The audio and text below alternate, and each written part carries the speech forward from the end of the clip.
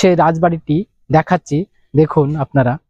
মুর্শিদাবাদের সব থেকে জনপ্রিয় হাজারদুয়ারি প্রাসাদ থেকে 4 কিলোমিটার উত্তরে আছে এই কাঠগোলা বাগান বাড়ি। বাগানে ঢুকলেই দেখা যায় 4 ভাইয়ের মূর্তি। আমি এখন যে মূর্তিটির সামনে দাঁড়িয়ে আছি এটি হলো জিয়াগঞ্জের রাজা লক্ষ্মীপদ দোগর। তারা 4 ভাই ছিলেন, লক্ষ্মীপদ, জগপদ, মহিপদ এবং ধনপদ। বাগানের ভিতরে যে সুড়ঙ্গ পথটি দেখছেন এটি ভাগীরথী নদীর সঙ্গে যুক্ত। এই গোপন পথে যজ্ঞশেঠের বাড়ি যাওয়া যেত বলে শোনা যায়।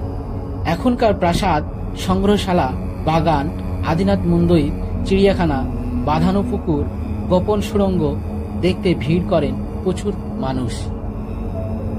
হ্যালো বন্ধুরা, আজকে আমরা ফাইনালি পৌঁছে গেছি সেই কাঠগোলা বাগানের রাজবাড়ির সামনে। এখন আপনাদেরকে সেই রাজবাড়িটি দেখাচ্ছি, দেখুন আপনারা। এই হচ্ছে সেই কাঠগোলা বাগানের রাজবাড়ি, যেটি তৈরি করেন লক্ষ্মীপদ সিং দগর।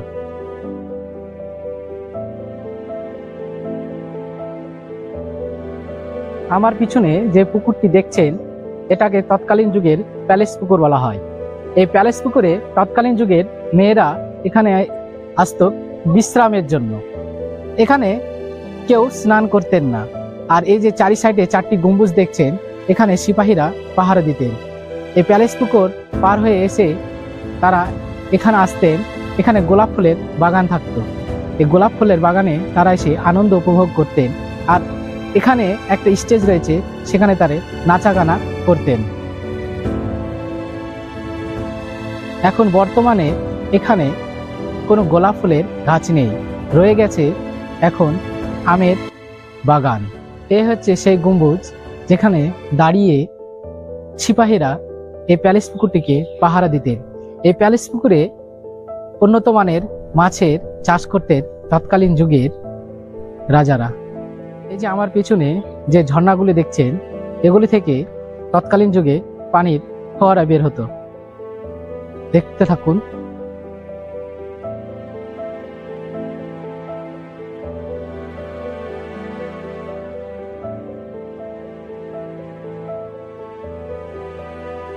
তৎকালীন যুগের তৈরি কাঠের তৈরি চেয়ার দেখুন আজও অটুট হয়ে রয়েছে।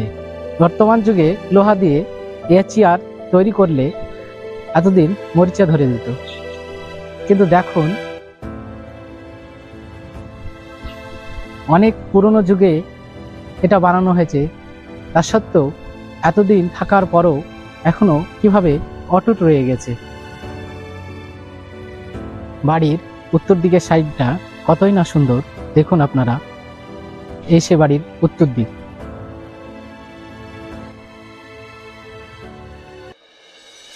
আমার পিছনে যেটি রয়েছে সেটি হলো এই বাগান বাড়ির একটি ইন্দারা। এখান থেকে বাগান বাড়ির জল সংগ্রহ করতেন। আসুন আপনাদেরকে সেই ইন্দারাটা ঘুরে দেখাই। সংরক্ষণ করার জন্য এটিকে, ইন্দারাটাকে যাতে নষ্ট না হয়ে যায় সেজন্য পুরোটা বন্ধ করে রাখা হয়েছে।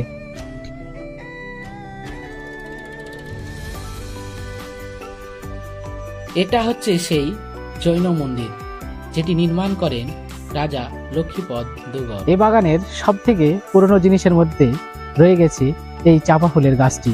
এটা হলো সাদা চাপা ফুলের গাছ। এর ভিতরেরটা পুরোই ফাঁপা, কিন্তু রয়ে গেছে 150 বছর ধরে, এখনো জীবিত রয়েছে এই গাছটি। দেখুন আপনারা এই গাছটি, দেখুন আপনারা গাছের এই ফাঁপা অংশটি। এই ফাঁপা অংশ নিয়ে গাছটি এখনো কিভাবে 150 বছর ধরে দাঁড়িয়ে রয়েছে। সব থেকে পুরনো গাছ বলতে এই বাগানের এই সাদা চাপা ফুলের গাছটি রয়েছে। চলে আসলাম সেই নাচমহলে। আসুন আপনাদেরকে সেই নাচমহলটা দেখাই। অনেকে বলেন এই 4 ভাই ছিলেন দুঃস্ব লুটেরা, আবার কেউ বলেন তারা ছিলেন ব্যবসায়ী। এটা হচ্ছে সেই নাচমহল, আর এটা হচ্ছে স্টেজের মেন পয়েন্ট। এখানে দাঁড়িয়ে বাইজিরা নাচ করতেন আর ভিআইপি গেস্টরা চারি সাইডে বসে শুয়ে তার নাচ দেখতেন। চারি সাইডে যে পোলগুলি দেখছেন তৎকালীন যুগে এগুলোতে গ্যাস লাইট জ্বলত। আর এখানে যে ছাদটি ছিল সেটি ছিল কাচের ওয়ান ওয়ে ছাদ। এটা ভিতর থেকে দেখা যেত, বাইরে থেকে কেউ এই নাচ দেখতে পেত না। স্থানীয় মানুষরা বলে থাকেন বাগানের পূর্ব দিকে পুরনো মসজিদ আর কবরস্থানের পাশে একটি ইদারা থেকে প্রচুর গুপ্তধন পেয়েছিল এই চার ভাই, আর তাই থেকে তারা এই পুরো বাগান বাড়ি আর মন্দিরটি নির্মাণ করেন। আদিনাথ মন্দির ছিল ধনী জৈন বণিক ধনপত সিং দুগর এবং তার পরিবারের জন্য নির্জনতার আশ্রয়স্থল। 1798 খ্রিস্টাব্দে হরেক চাঁদ এই আদিনাথ মন্দিরটি নির্মাণ করেন। এই আদিনাথ মন্দিরের ভিতরে আজও অনেক মূর্তি বিদ্যমানভাবে রয়েছে। আজকের আমাদের ভিডিও এখানেই শেষ করছি। আবার দেখা হবে পরের ভিডিওতে। যদি আমার ভিডিওটি ভালো লেগে থাকে তাহলে অবশ্যই আমার চ্যানেলটিকে সাবস্ক্রাইব করবেন। আর ডেসক্রিপশনে আমি ফেসবুকের লিংক দিয়ে দেবো, সেটিতে ফলো ও লাইক ও শেয়ার করবেন। সবাই ভালো থাকবেন, সুস্থ থাকবেন। খোদা হাফেজ।